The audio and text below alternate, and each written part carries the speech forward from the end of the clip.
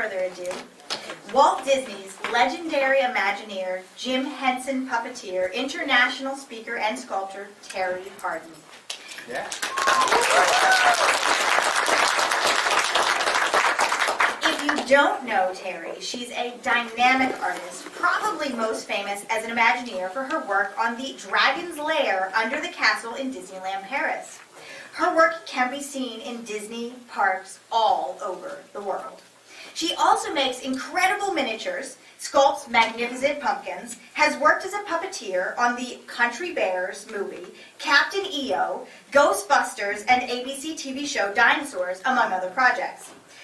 At this event, she'll not only share with you her adventures being an Imagineer, but also share stories of Michael Jackson, as they both worked on Captain EO, and many others you are sure to recognize, and why these stories are important to you and for the teachers in the audience, your students. She recently launched a Patreon page, created several cosplay costumes and accessories, and is simply a positive, inspirational force to help people unlock their creativity.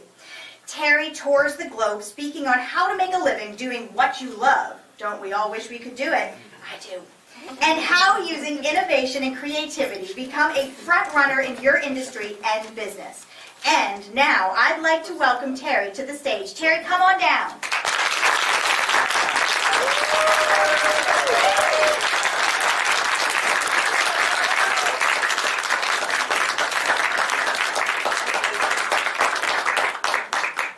I can't reach. I can't reach. I'm thirsty, but I can't reach. I'm a little girl. I'm at a park, and I'm standing near a drinking fountain. I see other kids being picked up by their fathers and getting a drink, so I turn to mine. Daddy, I'm thirsty. I can't reach. Come pick me up. I can tell my dad sees me, but he doesn't move. He doesn't do anything. But he does this. And so I run up to him, my eyes big and round. Daddy, I'm thirsty. Come on, help me get a drink. And he sits down next to me, and he says, I'm sorry, honey, I can't do that for you. Now, I don't understand. I don't get it. He says, you're going to have to do this on your own. But not that water fountain. You see, when I was a little girl, there were 2 water fountains. One for black people to drink at, and the other for white people to drink at. If my father helped me at the black water fountain, this was not done. If he helped me at the white water fountain, he could have gotten in terrible trouble. Because for a black man to reach around the waist of a little white child, he could have been in terrible trouble, even though that little white child was his own daughter. My black father and my black mother, my white mother went to college. My white mother says that when she saw my father walk through the door, she forgot her name. She forgot where she was. Heck, she forgot she was engaged.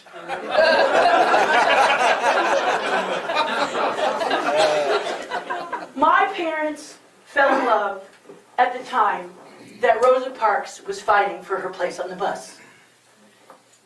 Hello. I'm Terri Hardin, Walt Disney's legendary Imagineer and more, as you've heard.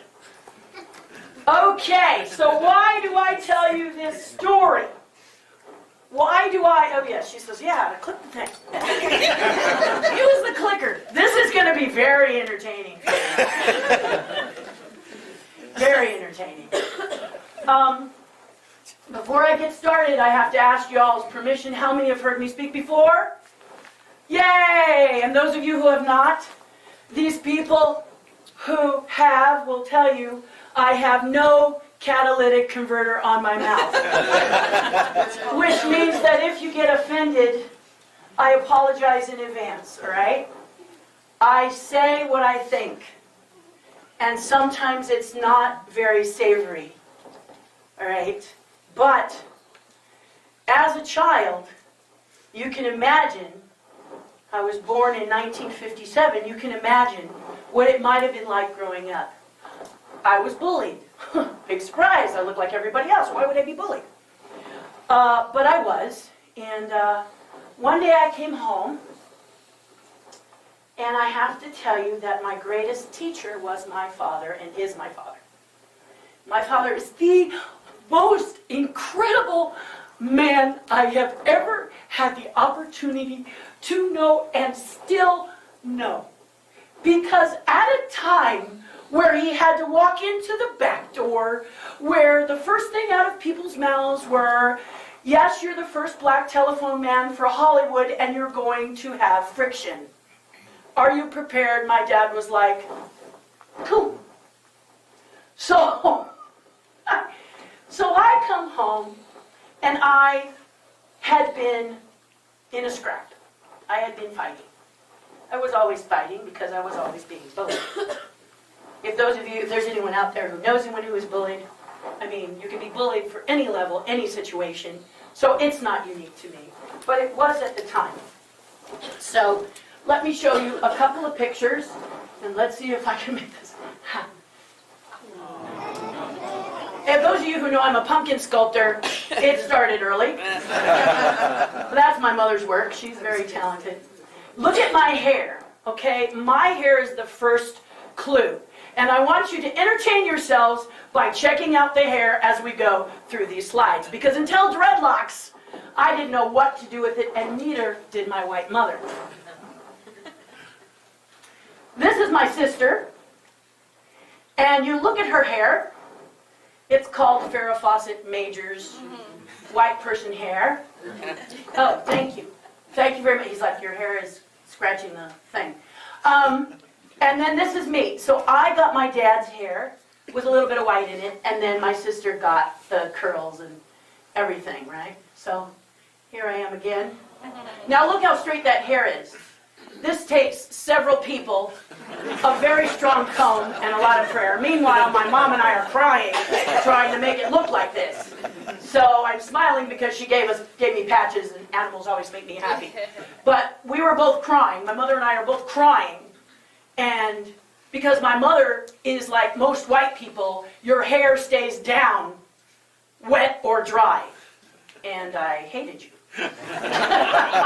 Mine, on the other hand, became something entirely different once it dried, and my mother was trying to manage it. So she took me up to my black half of the family, and what they did was they pulled out an ironing board, true story, and they set it on the cotton setting, laid my head on the ironing board, and straightened it. Come here, baby. My mother, luckily curling irons were later. This is my mother on the right, and her sister, and my amazing father. I mean, can you imagine? This guy did everything. And this is my side, my dad's side of the family. My grandmother, who I never met, is Sioux Indian, so there's a little of that in there. And then my dad's not in this picture because he's not yet born. But I want to point out the dude. This guy. We're going to show you a picture of this dude. Because as a kid, I was teased because people thought my mom had done something not so savory with the mailman. Because my dad was dark, my sister was dark, and my mom was darker than me. So what the hey? Okay? And I was like, okay, cool. This is good. Whatever. This is my Uncle John, and what you can't see is my Uncle John has blue eyes. And I didn't find out about my Uncle John until my grandfather passed when I was 14. See, back then, my parents' biggest scare was that I would get married by passing. How many know what passing means? Yeah? That I was going to pretend to be a white girl, pretend to be a white girl, and then I might have a baby that came out not so white and have a little explaining to do to my husband. But all I could think of as a little girl is, why would I do that? That's not being true to my father. Why would I pretend that I was something I wasn't? But still, my mother was terrified about that. Well, the reason is because of John. When John was in high school, he made up a story that he was a white boy raised by black people. And it made my grandfather so sad that they tore out every picture and they ripped out everything about him. And I was never told about him until many years later, when my uncle pulled out a picture from a floorboard and showed me, "You're part of the family, Terry. You really are part of the family." This is what my hair looked like before. There's my hair, holy cats. This is on the lawn at Imagineering. When the guard first saw me bringing my portfolio to apply for the job, his question was, and I quote, "What the hell are you?" People sometimes, they'll put their hand in your hair because they don't believe it actually exists, and then they'll introduce themselves. So it teaches you to love. This is Paris, and this is my girl Bella. Bella says I need to be sure and tell you what made me Imagineer. And she also says that I've got to tell you my Michael Jackson story, so if I forget, remind me. But we're in Paris, and she's been my friend. That was 2016, and she's been my friend ever since. And my biggest advocate, and I love kids. Gosh, I love kids. Okay, here's the Imagineering portion. If you have this book, I'm in it. My name is in it, but it's spelled wrong, but don't let that fool you. No problem. Check the hair out again. Here we are, making Big Thunder Paris. This was my first project. Okay. Here's the arch that I did. We'll tell you stories about this, but I want to go through them first so you kind of have an idea what's happening. Here it is in Paris. Here I am for the first time in Paris in 2000, because Disney wouldn't send me there. Okay, here I am on a tour. I do these tours where you can meet me in Paris, and I'll walk you through the park, and then we'll see Paris differently. You'll see it the way I see it, which is different. There's my hair in the book. Here's my dragon. So, I did not design the dragon, but I designed the layer around the dragon. And when I was a young girl, I was brought in, my school was brought in to sculpt the dragon. And then many years later, I could become Imagineer. So it was kind of a full circle thing. So I was involved in the creating, but I didn't design the dragon. But I did design where the dragon lives. And here I am, very sad that I got to do the dragon. And then this is a typical Disney day. Me, over here, and all the designers who have an opinion. When you have this many designers who have an opinion, you ignore it. And you just do what you want, and then hopefully they'll come together on it, which is what I did. So I was responsible for the texture on the boat, and the rabbit on the front. You can see this in Walt Disney World and Japan. Here is Walt Disney World. Here I am with my hero, Blaine Gibson. He's the reason I wanted to be an Imagineer. I was 8 years old riding the Jungle Cruise, and a cast member, who are also the most amazing people in the world, are the people who work for Disney on the outside. We're the ones you keep under the stairs. Imagineers. But the people that meet the public, they are very wonderful. And he told me of this man, and told me this man had done all of the things in Jungle Cruise. He had made the animals, he had made the people. And I was like, what? You mean a person can do that? So I thought, and so when I finally got to meet him, he held my sculptures in his hands and said, this is some of the most amazing stuff I have ever seen. And I just floated home. So Tony Baxter, how many know Tony Baxter? If you're a teacher and you don't, he is also amazing. He was my immediate boss and in charge of all of Disneyland Paris. And we have been friends for years. My hair again is different. Marty Sklar. This man Marty didn't know what to do with me in the beginning. Used to hear him say, come in, Terry.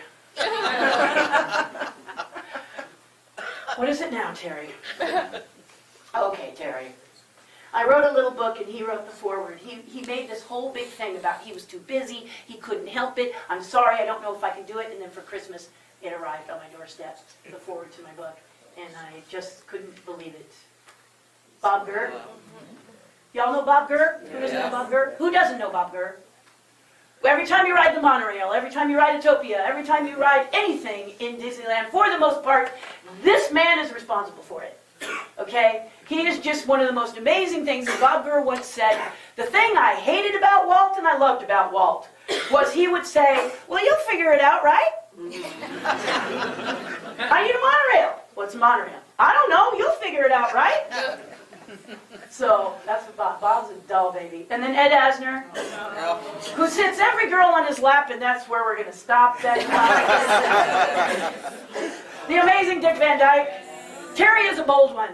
I live in Hollywood, California, so no one is safe. I don't care who you are.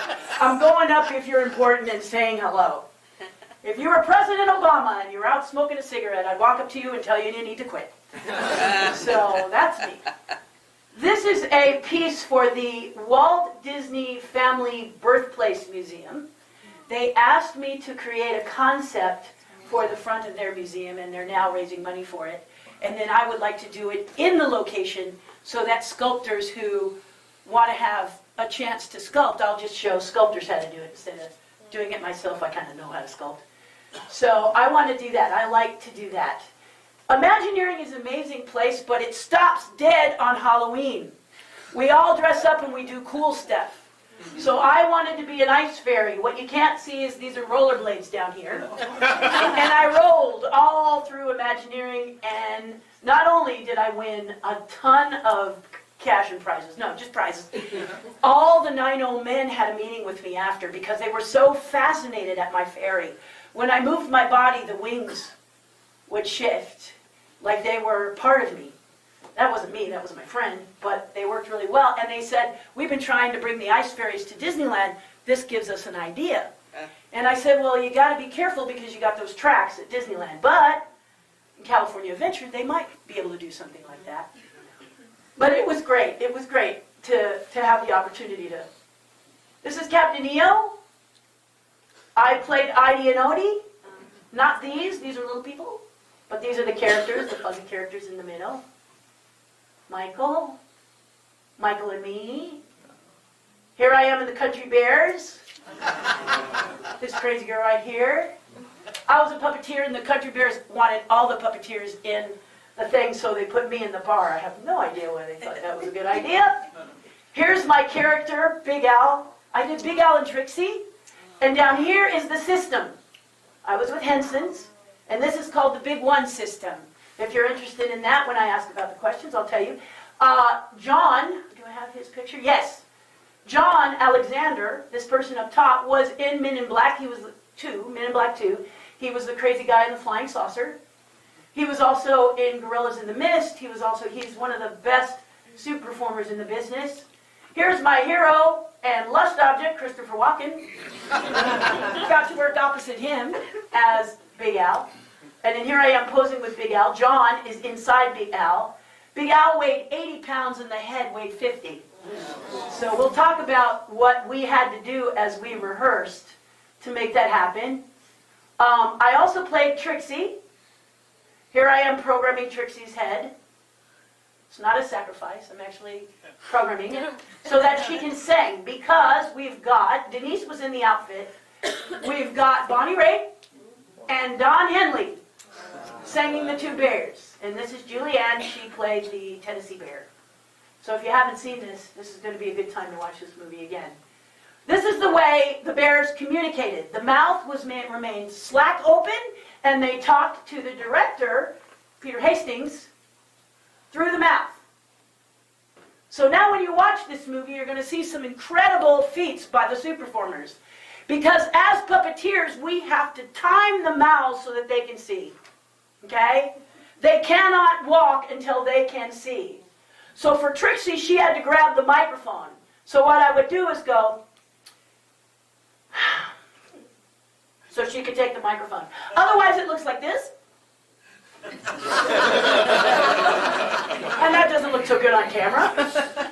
If you see Barry, or if you've seen this movie before, watch Barry run the length of a football field when he decides to go back home. This is Misty, and the puppeteers would go, and then in the grass we had spotters, and she ran a full football field, balls out, pardon my French, all the way doing that character, not being able to see except like that. So it's kind of amazing. This is a little fuzzy, but it's, back then I didn't have digital. This is Dolly Parton. This is Burl Ives. And this is me. Next to Burl Ives. And me. And I'm so happy. Next to Burl Ives. I love Rudolph the Red-Nosed Reindeer, and when he sang Holly Jolly Christmas, I started crying. And he leaned down and said, "Young lady, you're crying." And I said, "I just am so honored to be next to you. I love you so much." And Dolly Parton is just a joy. But here we are doing puppets. This is just before I'm hired as a Imagineer. Imagineering actually told me I couldn't take this job, and I had a few words to say to them. I'm also the builder. This is a body, I did body cast for Dune. And one of the people I did was Sting. And people tried to get me to ask Sting for a certain body part so that they could have it on their wall. I told Sting he could make a lot of money if he was willing to take molds of that body part. That made him laugh, and he said, "You were a ballsy one, aren't you?" I was like, "Yeah, well, I thought I'd ask you, because, it's not fair not to ask you." I was also a stunt person for Dune. This is Sean Young's outfit here, and I was the only one that could fit it at the time. So while she was drinking cognac in the trailer, I was running in the super hot desert of Mexico while she relaxed, and I did it, but I was very happy to do that. Here's the amazing Whoopi Goldberg. I've done 3 films with Whoopi. My friend Bruce Lanoyle over here. And then down here, this surprise face is because I'm playing a Kodiak bear. Oh, yes. Foster Farms chickens! Didn't know if you knew I was a Foster Farms chicken, but I play the passenger. And here I am with the driver, who's over here. This is Drew Massey. And we also just make sure the chickens look good. I was the designer of the original chickens. And then here they are in a commercial, a little worse for wear. And here I am. These outfits here are called green suits. And we were just getting out of a dirt pit. There's one where they're trying to dig their way into Foster Farms, and that's what we're doing there. And those, let me back up, those glasses you see are how we see the camera. So these glasses, we can see what they're shooting, and therefore make the characters perform well. Yeah, kind of cool, yeah. Do all kinds of cool stuff. Oh yes, this is the top of the LA Times building in downtown LA. This is me. This is Drew. This is a skylight. 15 feet above the roof and 35 feet above the nearest floor. And we are walking on the glass. I loved doing that. I'm crazy. Here is the actual shot. This is downtown LA. That's not, a scrim or anything. Unbelievable. So cool. And I'm just like, thank you for taking this picture. But you can see that here, what we have is what's called bunraku, which means that we're all dressed in a color. It can be green or black. The feet are attached to our feet. The arms, we're working here, and then we work the heads here for the full body shots of the chickens. And then here is a school, teachers. I am happy to speak at any school for anyone because, did I mention I love young people? Because I are one. So this lady here is from a school that my son went to, and these are her students. And this one was called Car Wash, so I'm looking a little wet as my chicken's looking a little wet because the chickens thought they could get cleaner by going through a car wash. So I invited them down to the set to see me get drenched. This is Ghostbusters, the movie. I played this dog, and I was the puppeteer on this Marshmallow Man, the face puppeteer, with Bill Bryant inside. At the audition for this dog, I was asked one question. Do you think that performing this dog will make it look more feminine? For those of you, the answer is always yes. Yes, I can. Even though you have no idea what you're going to do. This one is so funny because Bill is inside the suit and needs to be cooled, and I had to make sure he was cooled, and my face just kind of says, you're taking my picture, I better make a face appropriate because this doesn't look so good. But he needed to be cooled down, so I got the job. Here I am building it with my friend Eric Fiedler. And we had several suits. You'll notice here there's a zipper in the front, here there's a zipper in the back, and Marshmallow Hitler. What? Okay, well, the suits were designed so he looks smooth all the way around. That's why we made those suits. And Marshmallow Hitler is because the studio made us work 7 days a week, which turned into 14 days, which turned into 21 days. And pretty soon we were going because we had no brain left. So we decided that they were being rude, so we made Marshmallow Hitler. I also am a puppeteer on a little show called Puzzle Place. I played Jody the artist. I tell you, that doesn't fall too far from the tree. And then this is a very interesting puppet. My friend Kristen Charney is playing the arms and the legs while I do the head. This puppet was so anatomically correct, I came back from lunch one day and the crew was looking down her blouse. I said, you guys need to get a life. And here I am on the new Muppet Show. Didn't last very long, because they failed to talk to people who love the Muppets before they made it. And so I was on it for the short time that it was on, and this is the Disney Studio lot. Very happy. And then here I am, again fuzzy, next to Jim. Me, Jim. Yes, Jim Henson and I met in 1982, and he asked me to come to New York, and I told him no. So if you want to hear that story, it's a good one. Here I am on Dinosaurs. I played Baby Sinclair's arms. You may think Baby Sinclair's head was the best part. No. The arms were the best. And if you want to know that story, it has a connection to Michael Eisner. I guarantee it will. I said the 24.